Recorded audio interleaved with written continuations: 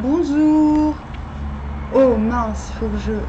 Oups là, faut que je ferme la fenêtre. Hop.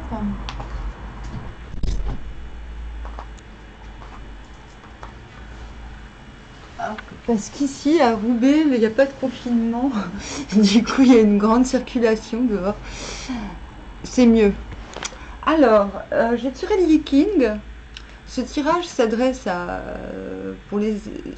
ceux qui se préoccupent des énergies à partir d'aujourd'hui jusqu'à nouvel ordre. Voilà. Donc je reprends les tirages comme je faisais au tout début il y a longtemps. Et nous sommes tombés sur l'hexagramme 17. Donc je tire le Viking et après j'éclaircis avec les cartes. Donc nous sommes tombés sur l'hexagramme 17 qui s'intitule La suite. Nous avons eu 2 mutants et tout cela se dirige vers l'hexagramme 43, la percée. Donc je vais vous lire tout de suite les mutants de la suite. Si l'on s'attache au petit garçon, on perd l'homme fort. Dans l'amitié et les rapports étroits, il faut choisir avec prudence. On s'entoure soit d'une bonne compagnie, soit d'une mauvaise. On ne peut avoir les deux à la fois. Lorsqu'on s'avilit avec les indignes, on perd l'union avec les hommes de grande valeur spirituelle, les seuls dont l'influence puisse nous être profitable en vue du bien. Allez, on passe au suivant. Si l'on s'attache à l'homme fort, on perd le petit garçon. En suivant, on trouve ce que l'on cherche. Il est avantageux de demeurer persévérant. Lorsqu'on a établi la jonction qui s'impose avec les hommes de valeur, cela entraîne naturellement une certaine perte. On doit se séparer des êtres inférieurs et superficiels. Pourtant, on se sentira satisfait au plus profond de soi-même, parce que l'on a ce que l'on recherche et dont on a besoin pour le développement de sa personnalité. Il importe seulement de demeurer ferme. On doit savoir ce que l'on veut et ne pas se laisser égarer par des inclinations passagères. C'est marrant, ces deux mutants se ressemblent énormément. Vous ne trouvez pas? Et tout cela tend vers la percée. Donc la percée, c'est la résolution et non pas la révolution. Bon, la révolution, c'est dans pas très longtemps, ne vous inquiétez pas. Donc il y a dans l'idée de... Donc déjà, la résolution, la percée est déjà présente dans les mutants. On nous demande de nous séparer et d'être fermes sur ce point, de nous séparer des personnes superficielles qui ne peuvent pas, qui n'ont rien à donner. Et ce n'est pas un postulat égoïste, c'est le fait que si les personnes n'ont rien à donner, elles ne pourront pas nous aider à donner également. Donc ce n'est pas un point de vue égoïste. Et l'image de la percée qui suit, de la résolution, c'est quand l'homme fort, donc l'homme qui est bon, l'homme qui a à donner, c'est-à-dire c'est quand on est faible qu'on ne donne rien. C'est parce que voilà, c'est l'homme fort qui est généreux, c'est pas le contraire. On dit que la gentillesse est une faiblesse, mais les regardent trop la télévision. Alors, et là, il y a quand même l'idée de dans la percée et la résolution, de résolument se tourner contre le faible. Vous allez me dire, mais oui, mais l'homme fort, il doit s'occuper de l'homme faible. Non, je l'ai déjà dit, je vais le répéter jusqu'à ce que ça rentre. L'homme fort s'occupe de l'homme fragile. Voilà, la fragilité n'est pas... C'est-à-dire, nous sommes dans le livre des mutations. C'est-à-dire que nous pouvons être forts un jour et fragile le lendemain. Mais le faible est quelqu'un qui... Justement, la personne qui fait semblant d'être fort. D'où le côté superficiel. C'est pas parce qu'un jour nous sommes forts que le lendemain nous ne serons pas fragiles. Et c'est cette loi qui est importante et qui est constante. C'est le fait que les faibles s'attachent aux forts. C'est comme ça. Donc on n'a pas 36 solutions. C'est comme des parasites. Soit on les tue, soit on les laisse en vie. Bon, quand on a du cœur, on leur donne leur chance. Vous voyez? Et en plus, c'est illégal de tuer les gens parce qu'ils sont faibles. Ce que je suis en train de dire, c'est que parfois les faibles, on le regarde, on le masque de personnes fortes. Au bout d'un moment, il faut résolument mettre ces gens superficiels de leur côté afin qu'ils progressent, parce qu'ils nous empêchent de prendre soin des fragiles quand on est fort. Et là, on a un petit peu le mode d'emploi. On dit, là, stop, avec l'hexagramme 17 la suite, les gens qui nous suivent ne sont pas bons. La suite peut tout aussi bien dire que tu dois suivre quelqu'un parce que tu en as besoin, mais peut tout aussi bien dire que les gens qui te suivent ne sont pas convenables. Et il s'agit un petit peu de cela. C'est-à-dire, pour être suivi par les bonnes personnes, il faut se débarrasser des mauvaises personnes. Désolée d'être un peu binaire, mais c'est ça, l'histoire. Et donc, la percée nous demande de résolument de faire cette chose, cette action de se débarrasser des parasites de manière éclairée et éclairante, de le faire au grand jour. C'est-à-dire, on ne le fait pas avec des petites manigances, non, on le fait en tapant du poing sur la table. C'est ça, l'histoire. Alors, qu'est-ce que je peux dire d'autre sur cet hexagramme ?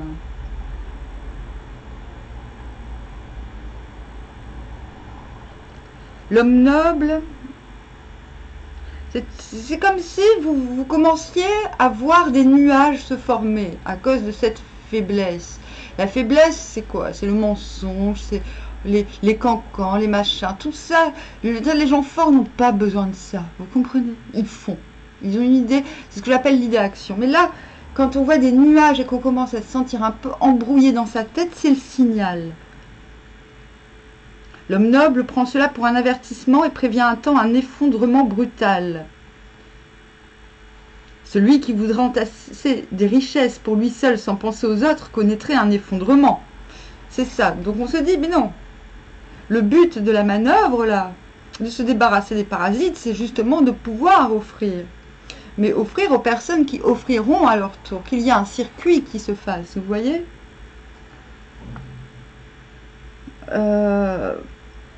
De même, dans le développement de son caractère, il veille à ne pas se raidir et à ne pas s'entêter, mais à demeurer réceptif aux impressions par un constant et rigoureux examen de lui-même. Parce qu'effectivement, dans la percée, il y a non seulement une notion de se débarrasser des parasites, mais de le faire ouvertement, hein, pas, comme je dis, pas de manière stratégique, avec foi. D'accord? Parce qu'on sait que c'est important pour tout le monde et pour soi.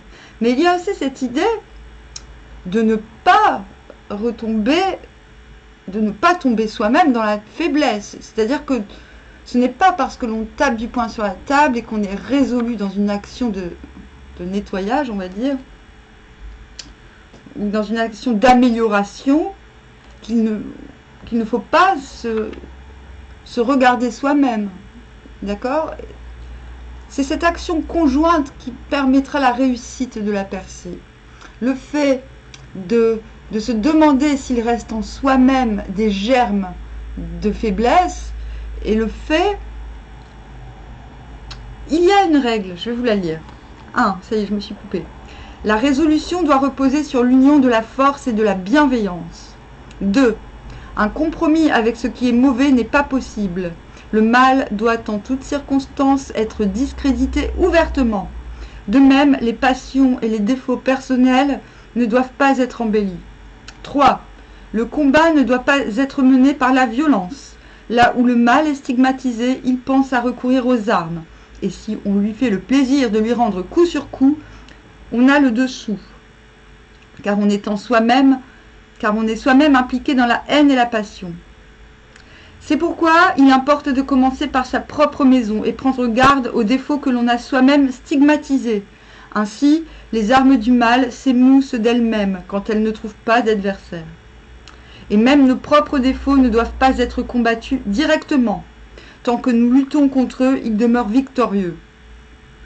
Lutter par la non-lutte. 4. La meilleure manière de combattre le mal, c'est un progrès énergique dans le bien. Voilà, j'en ai fini avec le Yi-King. Bon, j'espère que vous avez compris tout mon baragouinage. Mais c'est ça, c'est ça. Je déciderai quand je constaterai que les énergies ne sont plus celles-ci. Je reviendrai. Des fois ce sera tous les jours, des fois ce sera pas tous les jours. On va demander un petit peu d'explication vice versa. Ah tiens, on a le chariot à l'envers. Mais c'est pas vraiment à l'envers. Je vais vous expliquer mieux. Ah, ça me va, ça me va. Il y en a trop. Moi je veux 3 cartes. 3 cartes, une par une. Donc il m'en reste 2. Hop. 4 de coupe.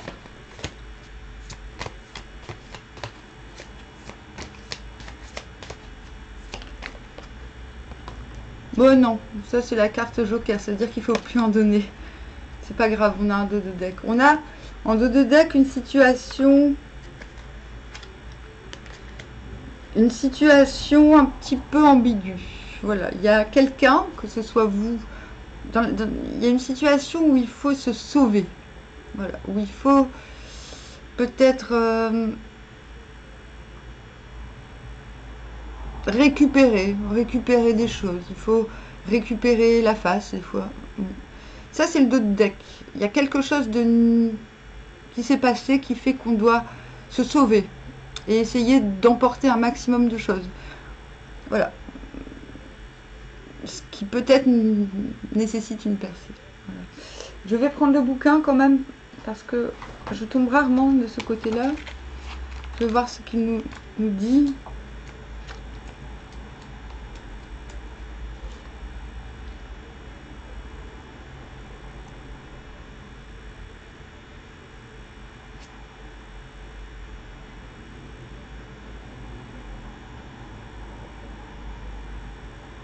C'est le moment pour tout le monde de poser les cartes sur table.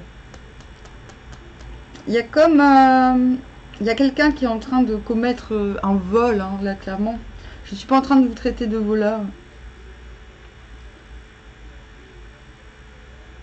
Mais il y a l'idée que ce soit vous qui fassiez cet acte de dérober ou de vous... Voilà. Il y a quand même une idée que les choses vont se révéler. Que ce soit vous, c'est peut-être vous qui subissez quelque chose de ce type.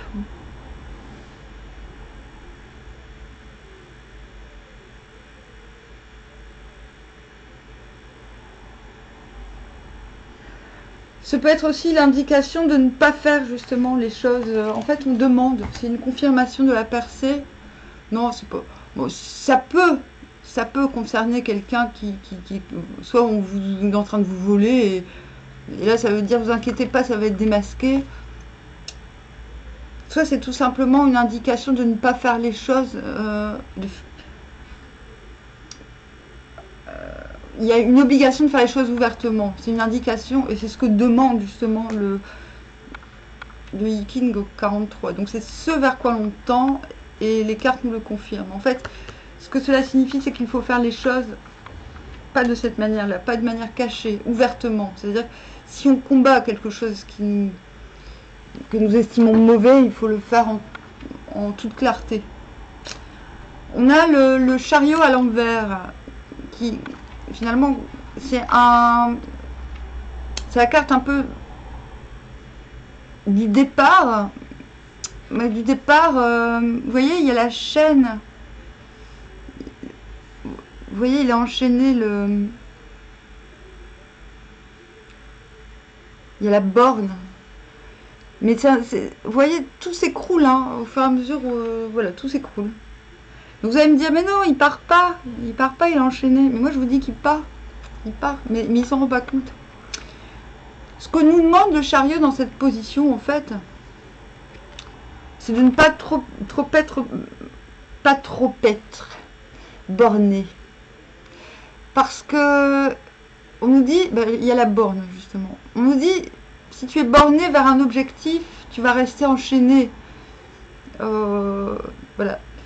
Ce qu'on nous dit, c'est on a conscience que chaque pas en avant va entraîner l'impossibilité d'un retour quelque part. Vous voyez? Là, la carte nous dit ne soyez pas bornés, ça là, va vous empêcher. Au contraire, allez-y sans but précis pour laisser des opportunités vous saluer quelque part. Vous voyez? Il n'y a pas de... Là, on voit la constellation. On a une constellation, là, il n'y en a pas. Ce qu'on vous dit, c'est... N'attendez pas d'être guidé pour y aller. Ce sera le chemin qui vous guidera. Voilà. Et c'est très important. Pour moi, elle est très... je préfère presque ce côté. C'est un vrai encouragement. C'est comme si cette force, vous l'aviez en vous. En plus, il y a un équilibre. On a l'équilibre parfait sur le dos. Cette carte vous encourage à aller de l'avant, même si vous savez, de toute manière, même si vous savez pertinemment qu'il n'y aura pas de retour en arrière possible, ce qui peut faire peur. Et là, on vous encourage vraiment à laisser partir quelque chose. D'accord? Là, de toute manière, c'est redoubler. Vous êtes un peu accablé, vous êtes encore en train de regarder ce que vous avez laissé s'échapper, une opportunité, une situation, quelqu'un. À mon avis, c'est plutôt quelqu'un. Une situation, vous avez remis le crabe à la mer. Bon, ben, le crabe, hein, c'est un petit peu le soleil de la lune, mais ça peut aussi bien être un cancer, quelque chose qui finalement s'agrippait à vous et n'avait rien à faire avec vous. Vous l'avez, il y a comme une situation qu'on a remis dans son élément naturel. Vous savez qu'il n'y a pas de retour possible. Donc vous avez le choix, vous pouvez rester borné, attendre. Attends, c'est quoi ce mot là, le GPS? Ah, c'est ça, cette carte vous demande de ne pas avoir d'itinéraire fixe. Sinon, vous ne partirez jamais. C'est ce que cette carte vous demande. Cette carte vous dit, tant que vous avez un itinéraire rigide, vous resterez attaché à cette borne. Tant que vous serez borné, vous serez attaché. Donc c'est une super carte.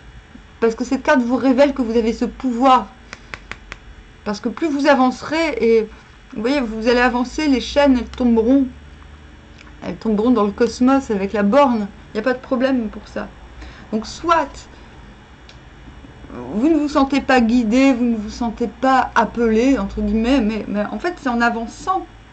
C'est en avançant que vous deviendrez le guide, finalement. Je préfère ce côté-là que ce côté-là.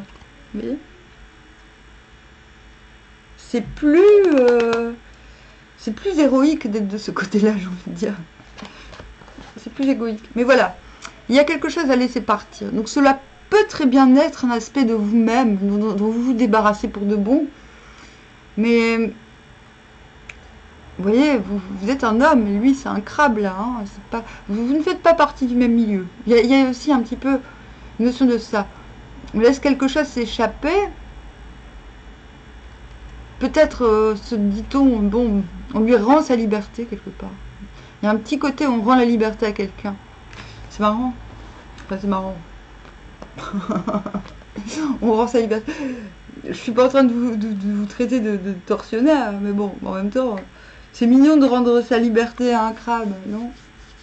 Mais c'est profitable. Le fait qu'on rende la liberté à ce crabe, on se dit, bon, bah voilà, c'est profitable en fait. Et ça, on ne le voit pas encore. Voilà. Il y a quelque chose qui... Ce qui est profitable, c'est qu'il y a de la vie et qu'il y a de l'espoir. Ce qui est profitable, ça, on n'est pas censé le voir et le savoir qu'il y a un petit crabe qui va faire des petits bébés dehors. Vous voyez, cette personne, elle ne regarde pas le crabe qui était dans la coupe. Voilà. Elle s'en est pas rendue compte. Elle s'est pas rendue compte qu'il y avait un petit trésor. J'ai aussi envie que vous voyez cette carte comme sortez de l'accablement, sortez de l'immobilisme, parce qu'il y a quelque chose de vivant qui a été lancé. Vous voyez, il y a quelque chose de... Mais ce petit crabe, c'est pas forcément quelqu'un que vous laissez, c'est peut-être vous, hein, tout simplement, c'est peut-être le symbole que ce que vous croyez mort ne l'est pas du tout, ce que vous croyez fichu ne l'est pas du tout. Ce petit crabe, c'est une partie de vous-même. Il se dit, mais oui, moi je peux y aller tout seul, je peux nager, je n'ai pas besoin d'attendre le bateau comme de l'autre côté. Ah mince. Hop. D'attendre le bateau et de ne pas être là au rendez-vous et de le louper comme on louperait un train. Allez, je vais prendre le méchant qui peur, parce que c'est... Oh, c'est pas terrible, terrible, Jean-François, je le conçois. En même temps, hein. Oh bah oui, hein, là il y a Coffine. Coffine, c'est une fin officielle, d'accord? C'est pas une renaissance, machin, non, non, là c'est une fin officielle. Mariage, oh. Expectation. Bon, là, on deck, on a beaucoup de... On se tourne vers le passé, hein, comme ce monsieur, et on se dit, oh putain. Hein, vous avez vu la gueule qu'ils font, là, ces personnages? Bon, lui, c'est mieux. Lui, il regarde devant lui. Il commence à regarder vers l'avenir. Il sait qu'il doit y aller. Il se force à pas regarder en arrière.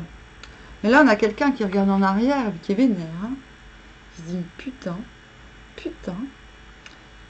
Expectation. Bon. Bon, là, il y a un engagement qui a foiré. On veut. Là, ce qu'on nous demande, le conseil, c'est... On enterre les choses de manière officielle, hein, comme le demande le Yiking, la résolution hexagramme 43. Donc c'est officiel, ça veut dire que... Non, non, on n'enterre pas un cadavre dans son jardin, on fait une belle cérémonie. Donc c'est pas une mauvaise carte, parce que on le fait officiellement. Donc ça peut être quelque chose qu'on enterre en soi, ça peut être une situation, une relation, vous mettez ce que vous voulez.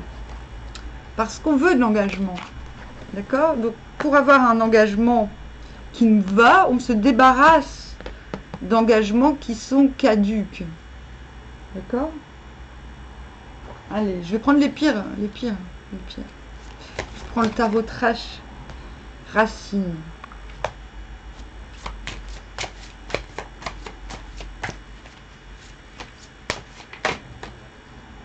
Bah, allez, je la prends. Lumière. Bah oui. Bon, retour. Bon, retour, il y en a qui disent c'est quelqu'un qui revient, mais non. Retour, ça veut dire qu'on est obligé de regarder un peu en arrière. On est obligé, vous voyez, on est obligé de regarder quels sont, comme le demande le Yiking, quels sont les aspects qu'on a loupés, quels sont encore les défauts. Ça, c'est le retour en soi, ou le retour, peut-être qu'on a besoin de se rappeler de certaines choses pour être sûr. Voilà. Mais cela, on le fait pour retrouver une cohérence, pour retrouver un alignement, pour faire le lien, devenir ce lien entre ciel et terre, j'ai envie de dire. C'est essentiel avant de repartir vers la lumière. En tout cas, on nous dit de mettre en lumière. C'est pas mauvais du tout en fait. C'est juste qu'il y a du travail, une sorte de... Non, c'est pas du travail. Alors non, non. Sinon on serait tombé sur travail sur ce qui est corrompu. C'est-à-dire qu'il y a obligation de revenir un peu en soi ces prochains jours. Bon, ce soir, je reviendrai demain et ce sera fini. Hein. Non, il y a obligation de revenir en soi, nourrir ses racines. Ça veut dire nourrir nos besoins profonds et réfléchir aux besoins des autres. C'est tout. Il faut... C'est ça, c'est plutôt l'hexagramme 27, la racine. La nourriture, Donc là, c'est ça. Là, on prend soin de redevenir le lien. C'est-à-dire,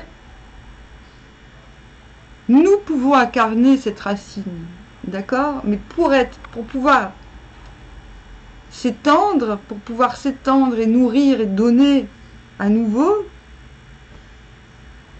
là, il faut aligner tous ces aspects. D'accord? Donc ce retour, on le fait un petit peu, pas trop. C'est un retour en soi, c'est un retour c'est une réflexion obligatoire pour passer à autre chose. Il n'y a rien de mauvais. On est un peu dépité, vous voyez, on sait qu'on est un peu amer, mais on sait que c'est pour... on ne se blâme pas. On est dans dans la mise en lumière de nos aspirations, véritablement. Donc, c'est pas terrible, c'est pas super, mais c'est pas négatif non plus. C'est pas un vrai travail que vous ferez là.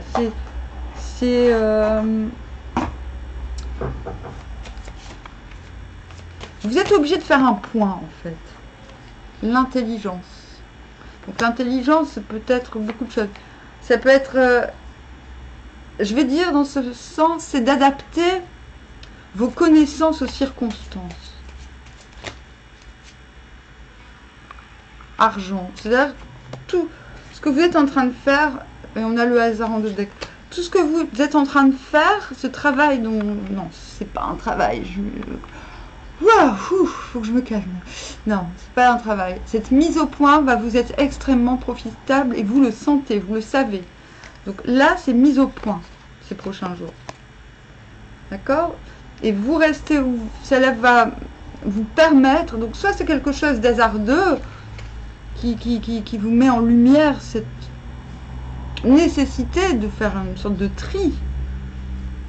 Mais non, j'aime pas dire le tri relationnel, mais non, c'est pas un tri. C'est vous qui deviendriez superficiel en faisant le tri dans vos relations.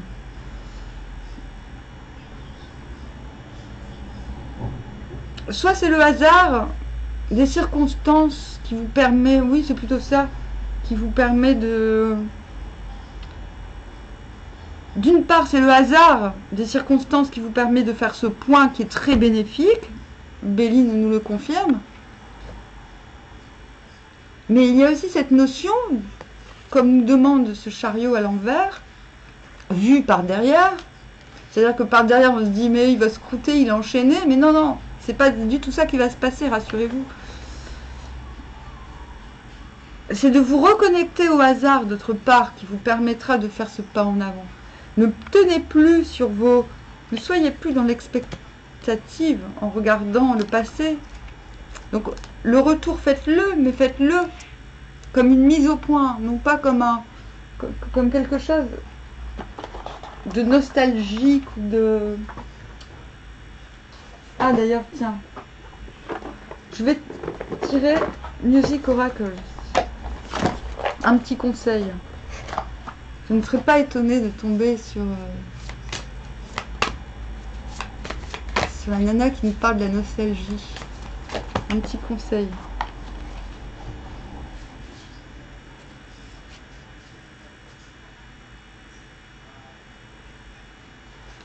On est tombé sur Prince. Do what you damn well like, but always do it to the utmost. Donc fais ce que tu détestes bien.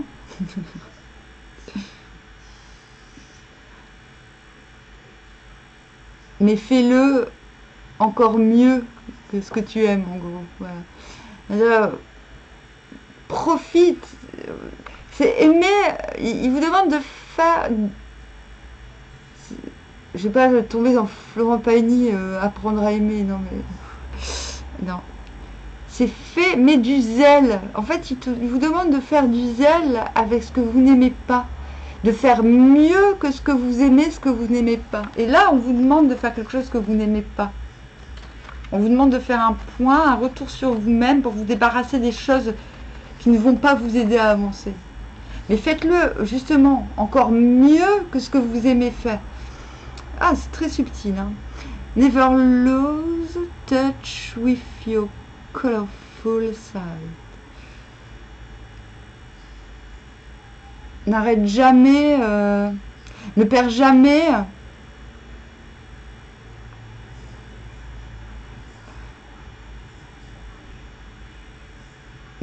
le contact avec ton côté coloré. C'est-à-dire, quoi que vous soyez en train de vivre actuellement, ne perdez pas votre originalité. Ne perdez pas votre... même si les choses peuvent paraître, les événements peuvent paraître accablants, ce n'est pas une raison pour perdre. Même si vous vous sentez obligé de faire des choses déplaisantes actuellement, Ne perdez pas votre singularité. Your dream home lies outside of time.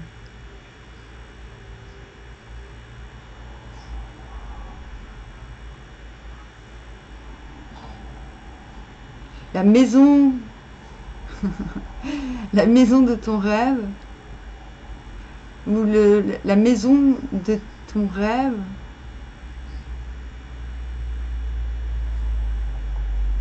ment en dehors. Je ne savais pas qu'il était si spiritueux, Prince, donc ment en dehors du temps. Your dream home lies outside of time. C'est beau, Prince. Vous l'avez vu avec ces colombes. En fait, il me demande de pas vous cantonner à vos rêves, de distinguer les rêves du temps, en fait. Et c'est que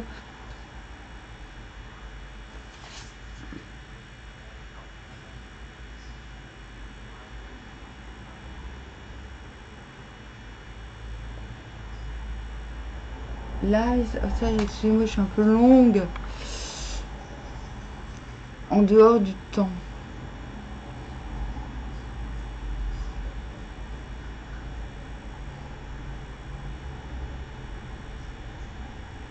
C'est-à-dire qu'un rêve ne reste qu'un rêve tant qu'il n'est pas temporel.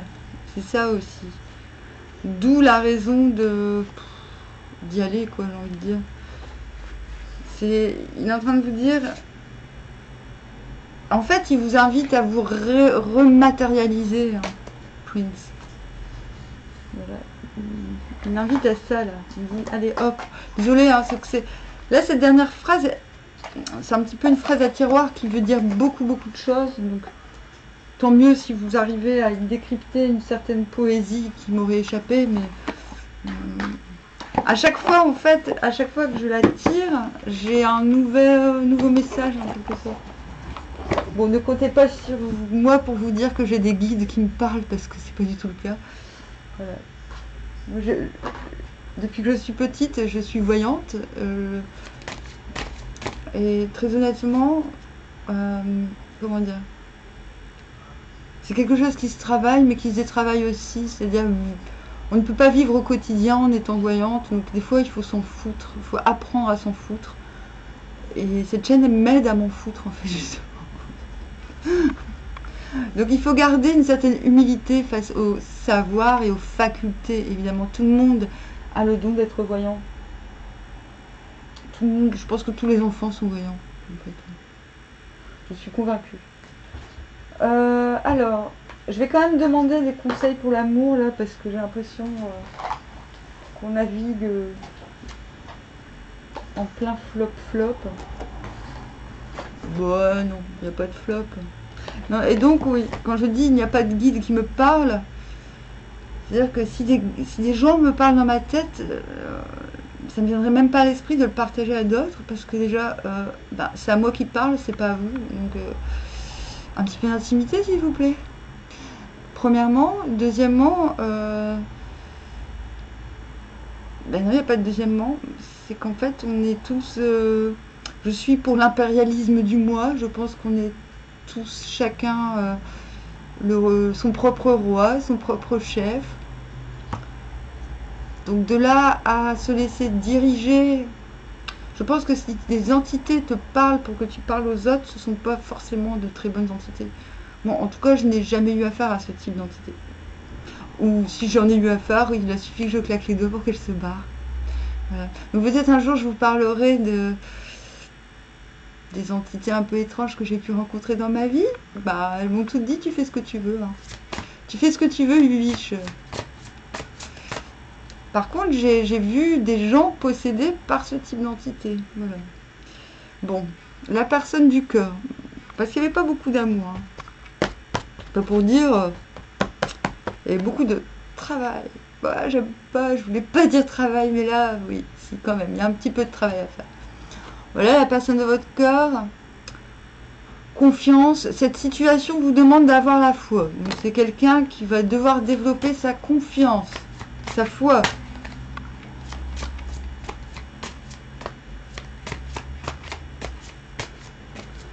Cette personne est un petit peu, c'est un petit peu la nana qui se dit ah merde, il part à la guerre. L'autre il est un petit peu dans la position de. Et vous, les dépendances affectent votre vie amoureuse. Bah oui. Bon, on est retombé sur le mariage. Bon, là il y a des problématiques dans l'engagement. Hein. Voilà, il y a quelqu'un d'une part qui ne supporte plus les dépendances, hein, qui ne veut plus de codépendance, ça c'est vous. La preuve, hein, on en est là. Il y a une mise au point à faire pour ne plus avoir à dépendre ou à être dépendant de gens qui n'assurent pas, entre guillemets. Voilà. On avait en dos de deck. Oh bah, je suis retombée sur l'engagement. J'étais tombée sur le mariage, là on a l'engagement. Donc il y a quand même une notion forte, sous-jacente, une envie d'engagement. Engagement, c'est pas forcément le mariage. Le mariage, c'est pas forcément l'engagement non plus, vous me direz. Mais il y a quand même dans l'idée de ne plus supporter le côté éphémère et superficiel des choses qui ressort dans le tirage général, là. Donc il va falloir obliger votre autre, entre guillemets, puisque cette autre personne va devoir apprendre à avoir la foi. Il y a un petit peu dans l'idée que c'est vous qui mettiez une sorte de veto ou d'ultimatum à l'autre. Hein. En tout cas, si ce n'est pas le cas, c'est ce qu'on vous encourage à faire. C'est l'autre qui doit avoir la foi. Vous, la foi, vous l'avez déjà donnée, visiblement, et vous n'êtes pas satisfait puisque vous souhaitez quelque chose de plus engagé, de plus durable. Maintenant, si vous êtes imbriqué dans cette situation dans un mariage, tenez-vous-en, ou dans une union engagée, soi-disant engagée, tenez-vous-en à vos engagements.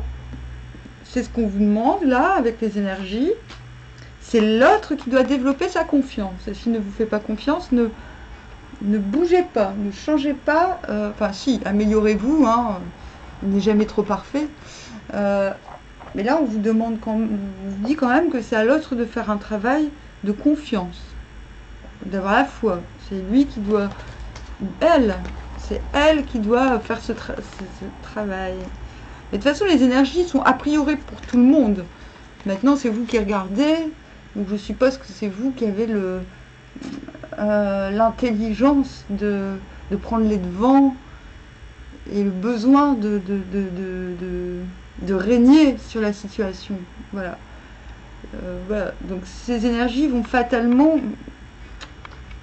impacter l'autre un minimum, même s'il s'en fout et qu'il n'a pas envie de s'améliorer, bon bah ces énergies seront là aussi pour lui ou elle. Voilà. Maintenant, parce qu'on peut à très bon droit se dire bah oui mais les énergies elles fonctionnent que si je regarde. Ben non, en fait, les énergies elles sont là pour tout le monde. Et comme j'ai déjà dit, c'est comme un gros gâteau. Voilà. Tu peux décider de ne pas en manger, de le mettre au frigo et de les prendre pour plus tard.